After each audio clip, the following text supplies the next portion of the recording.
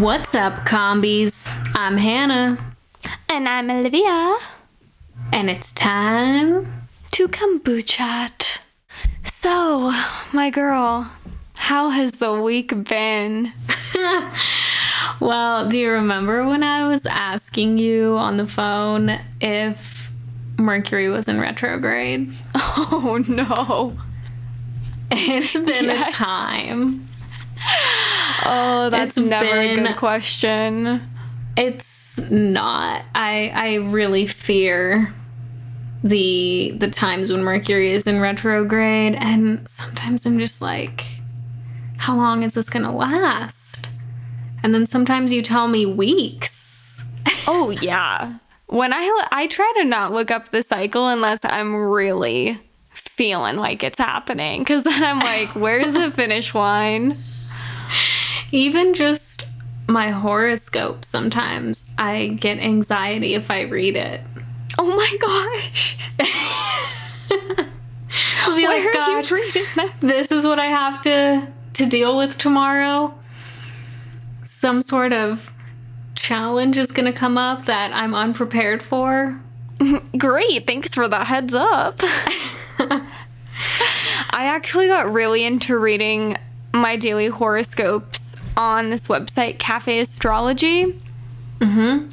I think that's probably like the website everyone kind of knows about who like is interested in astrology but doesn't necessarily know anything about astrology. Yeah, totally. I mean, I always see them in apps like Vice or like news apps. Will be like, what's your horoscope for April?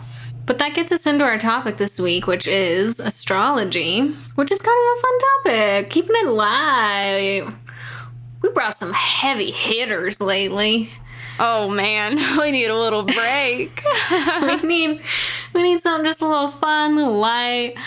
Then again, it causes me anxiety, so I don't know how light it always is. But, you know, sometimes I read it and I'm like really excited, like, oh, you're going to find money tomorrow or something like that. That's always a good one. And, you know, stars make me think of like laying outside looking at them. Ooh, that little outdoor camp, summer camp back in the day, just setting some tarps down. Well, I don't know about tarps. I definitely had tents when I went to summer camp. Well, we had tents, but sometimes we would choose the tarp because it's like, we want to sleep under the stars. Oh, wow. You were brave. But yeah, okay, astrology. What is it? Define it. Tell the combies. Well, from my quick Google search, astrology is the study of the movements and relative positions of celestial bodies interpreted as having an influence on human affairs and the natural world. When you said bodies, I just want to be like, body, yada, yada, yada. Yada, yada, yada. Stars. What do they tell us? What do they know about us? We want to find out. Everything. They know everything. We are them. They are us. We are all stardust. Wow, this is keeping it light.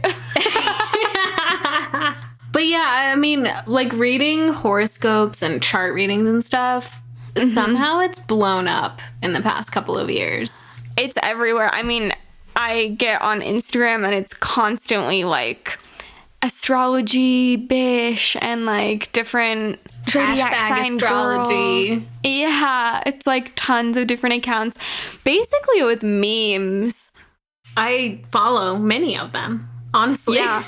No, same. They pop up all the time.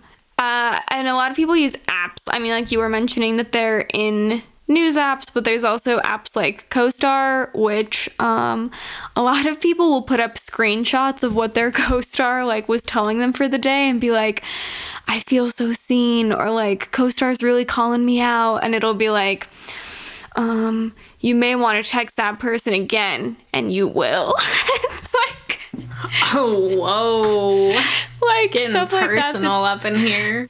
Yeah, calling them out.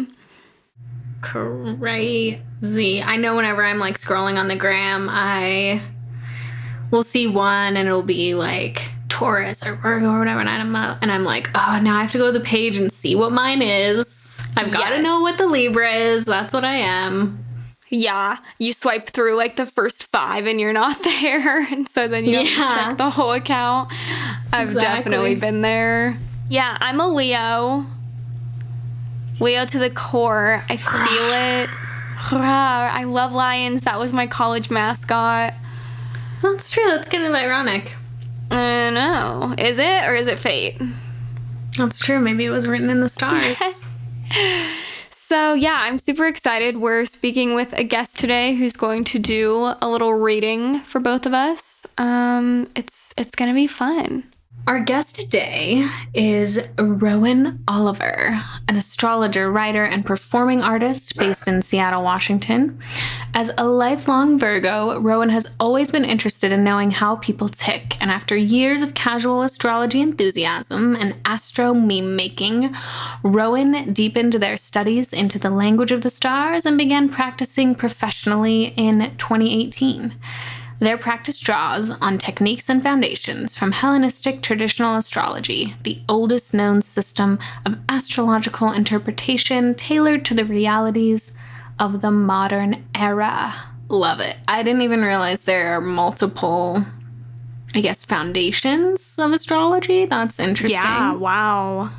My knowledge is pretty shallow on the subject, just like horoscopes and rising sign. Yeah. I think this will be pretty neat, though, because Rowan views the stars through a queer, trauma-informed lens and uses their lived experiences in these areas as a guide to make their astrology healing, guiding, and uplifting. These are things that I need when I dread my horoscope. So definitely, I feel like they're really going to bring this to a calming level. At least I'm hoping. We'll be surprised. I'm excited. All right, Rowan, we're thrilled to have you here with us. Hi, thank you for having me. Maybe first you could tell us a little about your style of reading. Yeah, absolutely. So my style, I am mostly informed from the teachings of traditional astrology, which is dating back to the Hellenistic era. Hellenistic astrology is the first kind of westernized form of astrology that is still in use today.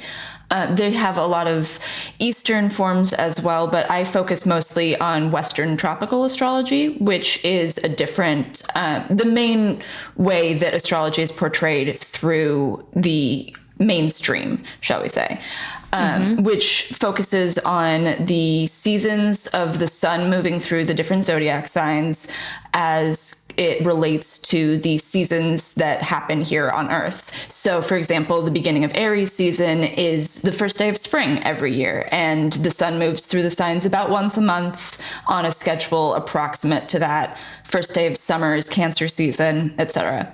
And with my style of astrology, I like to call it queer traditional astrology, partially because I am a queer person, but also because a lot of the things that traditional astrology signified back when the textbooks basically on it were being written aren't particularly relevant to modern life and especially marginalized people today. So taking the knowledge of the people who really developed the practice, but then kind of queering it into what works for modern life, what is trauma informed and understands the differences that everybody has within them and the different life experiences that everyone is going to live, especially different from what they might have been in 300 BCE. We are living very, very different lives than people like Vettius Valens, one of the first authors on record, wrote about. We are just completely in a different society, and astrology kind of needs to move along with that, but also keeping the foundations of this is why this planet means something, or this sign signifies these qualities, and really just informing the knowledge that can be translated into modern day with this really fundamental background. Awesome. And tell us a little about the readings that you're doing today. So today I'm just going to go over mostly your sun, moon, rising, and chart ruler. Basically, you have 10 planets in your birth chart, ranging from the sun to Pluto. The sun and the moon are used as planets in your birth chart rather than just the sun and the moon, but they are also called the luminaries and represent very important specific things. And they're two of the most visible, known about planets, so they do mean a lot more on the surface than a lot of the other placements in your chart. They will give you a kind of broader overview of your life. And then your rising is the sign that you kind of come across as and really shapes the rest of your chart. Each part of your life is described by a sign. You are technically all signs because each sign has a place in the houses of your chart. But your rising sign is the first house. It is you, it's your personality, it's how you present yourself, and it really deals a lot with the way that you just carry yourself about in the world. It's kind of like your typecast. And is that the one that typically people read on like Instagram and websites and stuff? Yeah, so if you want to get your horoscope completely right, you want to read for your rising sign because the astrologers that are writing those horoscopes are writing it for your rising sign because of the movement through the planets through your chart is all set up by that one sign. Cool. I love that we're all a little bit of everything though, and that it's just all us. Yeah, there isn't necessarily a sign that maybe everybody is going to really relate to, and it might be in a house that really doesn't have much to do with you and your personhood and your identity as much as like your rising sign or your sun or your moon. Each sign is ruled by a planet, and those planets all have purposes in your chart. So even if, let's say you don't have any planets in Gemini, you still have something ruled by Mercury, as Gemini is ruled by Mercury in your chart, that is an important topic in the overarching themes of your life. Wow. Okay, great. Well, we can jump in with mine first. Let's do it. So, Olivia, you are a Leo sun, a Capricorn moon, and a Leo rising. I love a Leo. It's too true. One of the main things that immediately pops out here is that Leo is ruled by the sun, and the sun is in Leo, ruling the first house, and in that first house.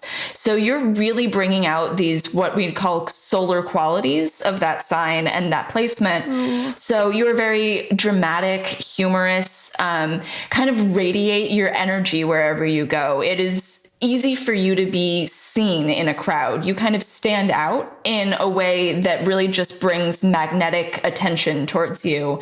And you can feel more comfortable than most average people with like shining your light out there. I know you personally. I know that you're not particularly shy on the surface kind of person, very bubbly, very enigmatic, and like very life of the party too. Absolutely. Oh my gosh. I feel like I was just being thrown compliments here. I love this. It honestly is a very nice and warm placement to have. But the interesting thing is that really contrasts a little bit with your Capricorn moon, because the moon doesn't particularly like being in Capricorn. Capricorn is ruled by Saturn, and the Saturn moon kind of relationship that they have is relatively tense because those two planets represent very different things. And same with the sun and Saturn. They are really about Saturn being about restriction, and the sun and the moon really bringing out life and giving opportunities and just experiences, and Saturn wants to teach around those. So with the moon ruled by Saturn, you kind of have a little bit more conservative outlook on your own emotional life, might have a little bit of a hard time really connecting with the deeper parts of your emotions because those can be a little bit scary and they don't come off the same way as the way that you like to present yourself. So if you know that other people see you as this warm, light, fun, bubbly, shiny person, it gets harder and harder to really be able to express the parts of you that aren't so people-pleasing in a sense, The things that it wouldn't be a good conversation starter. It wouldn't be good in small talk. So you have to internalize those and deal with them like on your own time. That's interesting, kind of playing into like vulnerability, I guess, with others and like that deeper sense of scariness. Yeah, it could be really difficult for you to be like open and vulnerable with people, even though that might be what they would expect from you at first glance, because you've got this kind of afflicted moon where you want to build that sense of security before showing it to anybody, and before like really being able to show yourself off, you have to kind of compartmentalize the way that you present yourself a little bit more. Wow, that's like some good insight. That one's deep. Yeah, I have a question about the moon. Maybe this is just in general, or maybe it will end up relating back to this reading, but I know a lot of like stigma with the full moon is that like crazy things happen, or emotions are high, or expect the unexpected kind of thing. I was just wondering if you had any insight as to either why people see full moons that way, or how to better look at them. What can you draw from them? So one of the main things that astrology really deals in is tracking cycles, like the new and full moons. And for a lot of reasons, the full moon brings up a large emotional energy going on in basically the entire world. When the moon is full, the moon is across from the sun. It's at the most light that it's going to get from reflecting the sun. And that really brings out those lunar qualities of dealing with emotions, of unexpected. The tides are controlled by the moon. So, you know, things get a little bit crazier when the moon can be at her full force like that. But it doesn't necessarily need to be a bad thing, because as the moon fills up, it's also going to empty back out and become a new moon again. And even when things feel overwhelming and the tides are high and everything feels like too much, it's all going to go back down again. It's very much a what goes up must come back down type cycle. So during full moons, you know, energy might be high, emotions might be high. And then during new moons, it might be a period of a little bit more low and steady and recharging. Each cycle just brings you more in order with the idea that everything is going to come and it's going to go. And you kind of can't hold on to any specific feeling at any time. But those full moons are a good time to get rid of a lot of the pent-up emotional energy that you've had. And I think somewhere in our brains, we are 70% water. The moon controls water.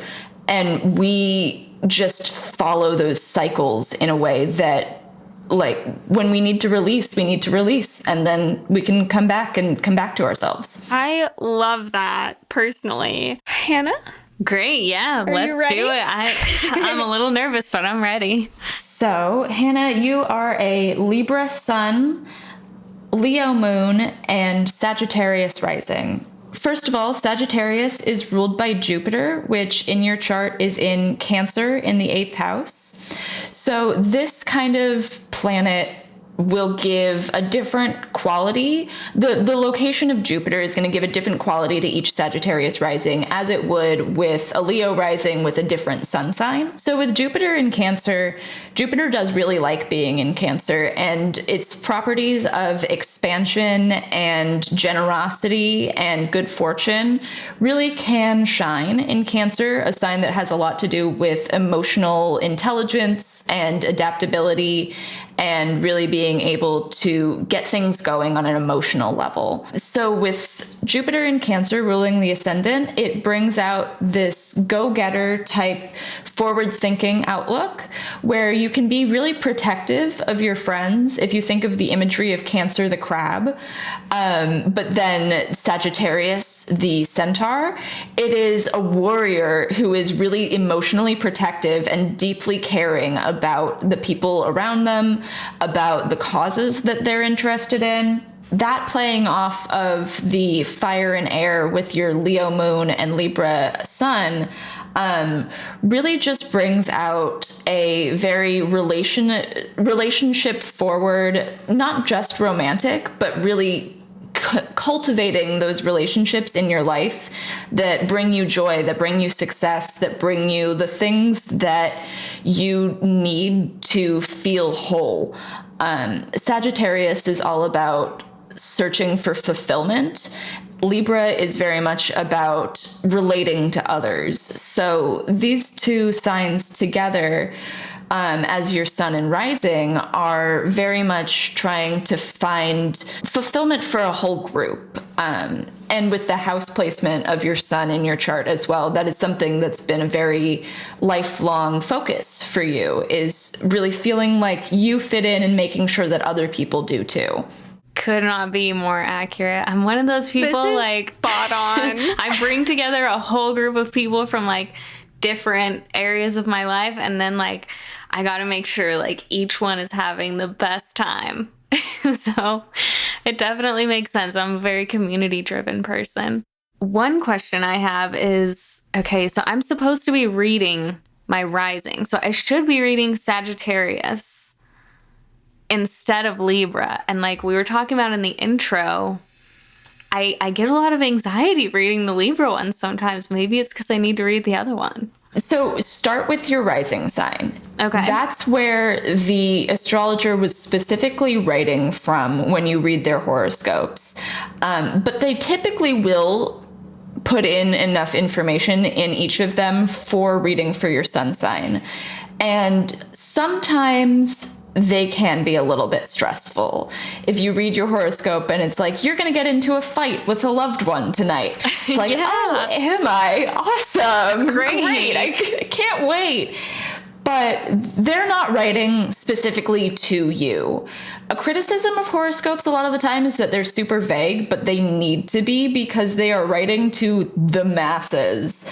So even if, let's say, your Libra horoscope is going to say you're going to get into a fight with a loved one, but then your Sagittarius horoscope says you're going to have a really good day at work, then it's like, okay, which one do I believe? Which one is real? And instead of being like, oh, I don't know what to do about this, you can just be like, okay, so this is the insight that some part of me might feel like starting a fight with my partner when I get home tonight. Or maybe today could be a good day to ask my boss for a raise. It just really depends on looking at it from a very generalized point of view, and realizing that these are the things that the planets are expressing, and somebody knows that they could manifest like the way that they wrote it, but it doesn't mean that that is going to be the end-all be-all manifestation for you. Whew, yeah, that's kind of a relief. A little weight off the shoulders. Weight off. Yeah. I don't use hard predictions in my astrological work, so I won't be like, okay, on this day, you're going to have this exact event happen, because I can't be in anybody else's brain and their lived experience. And if I bring up something that, like, I think might happen and then it doesn't, that might cause them anxiety for weeks, months, however long in advance I set a prediction. Sure.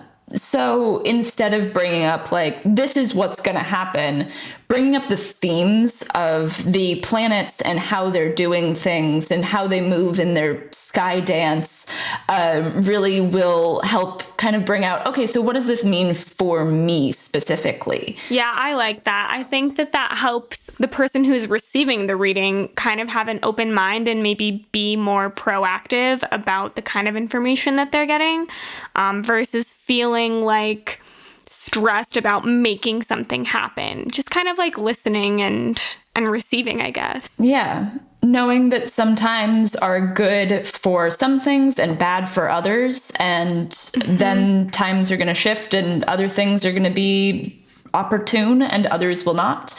It just helps kind of live your life a little bit on not a calendar, but a knowing observation of time, where you're not letting it decide for you what's going to happen, but you can be a little bit more informed and a little bit more precise with your actions depending on what's going on. What are some places that you recommend people do look at their horoscope and read? Because, there's a lot out there. Yeah, there are. So Chani Nicholas is a really good one. She has an app that recently came out. The app is paid, but she does have an email list that is free. She writes for both sun and rising signs for each of her horoscopes. Annabelle Gatt, who is the author of The Astrology of Love and Sex. She, I believe, is still the Vice columnist, and she is very reputable. So Vice is actually, surprisingly, a really good place to look at your horoscope. It's where I read it every day. Yeah. And following independent astrologers online, you can find a lot of people who are really reputable and really solid on both Twitter and Instagram. There are so many people who do daily horoscopes that I can't even list them all. Those are some great suggestions. And if people would like to get a reading with you, where can they find you? They can go to rowastrology.com, ROW astrology.com.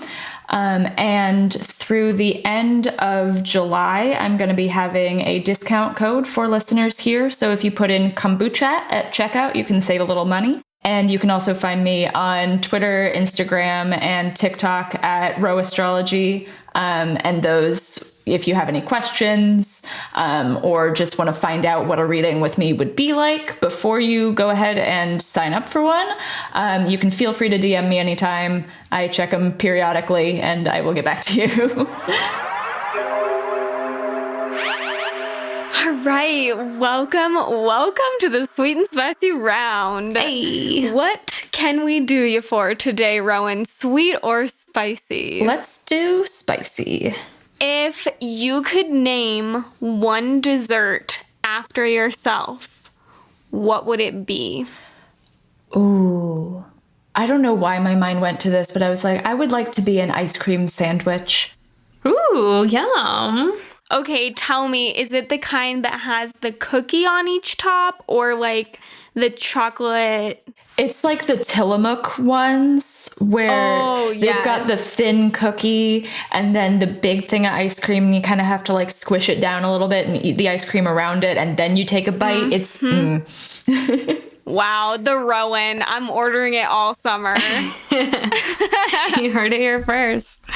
Great. Well, we just have one more question for you, Rowan, and that is, what is your favorite kombucha flavor?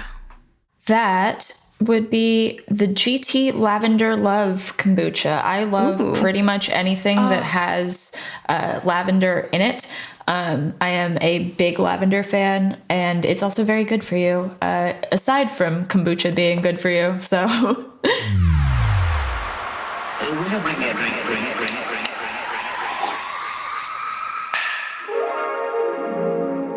Hi.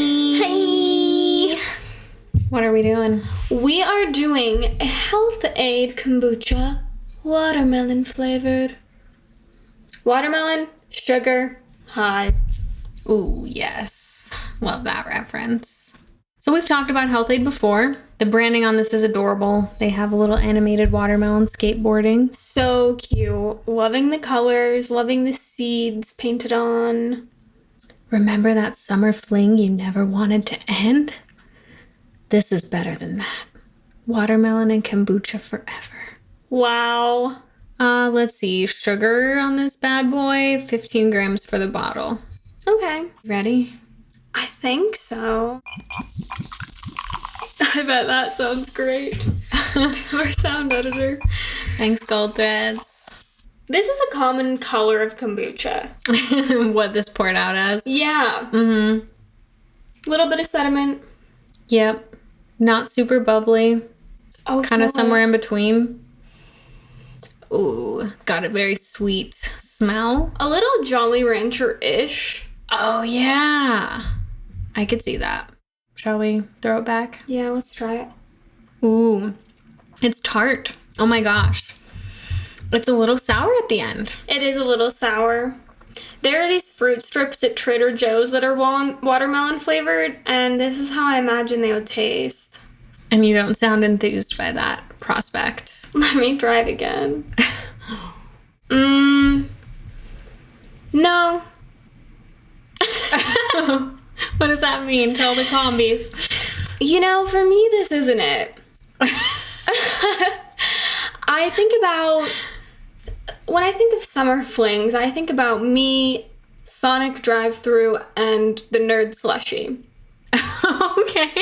And I do recall a watermelon nerd slushie, kind of that balance of sweet and sour. Okay. And I think I might have outgrown that. Just like the fling. Just like the fling. I think it might have been a childhood love that is now an adult not love. I could see kids loving this flavor. It Definitely. It does have a bit of a Jolly Rancher vibe, to be honest. It's got that kind of sour ending. Almost reminds me of a Warhead. Like, I used to eat those, until your tongue hurt back in the day. Mm-hmm. So this isn't... Yeah, I would agree. It's probably not something that I just would want to casually sip on by any means, but I bet if I was a kid, I would freaking love this flavor. Yeah, this is a good kid kombucha. It is. If you have kids and they try this, tell us. Yeah, definitely. It'd be cool to hear what kids think of this one, because it does remind me of childhood in some way. But... And even the label is so cute. I could see kids being like, oh my gosh, this is so cute. Mm-hmm. So, scaling? Oof. I would say it's a 2. I would put it at a 1, but the packaging is just so cute that it bumps it for me. I'm on the same wavelength. I don't think I could say anything better. Wow. So there you have it. That is our Health Aid watermelon flavor kombucha. Special thanks to Gold Threads Audio for music and audio production. Check out goldthreadsaudio.com for all your podcast, music, and sound needs. You will even find our intro music there. Right there, you can click it. If you want to just listen to our intro on repeat, you just have to keep clicking that button on their site. This has been an On Their Own media production. All reviews are strictly independent opinions of our hosts and guests. Make sure to like, review, comment, and subscribe on iTunes, Spotify, YouTube, or wherever you listen to podcasts. And let us know your favorite part of the episode in the comments and on the good old gram. I'm at Blonde on the Run. I'm at Olivia. And we'll see you next time, combies.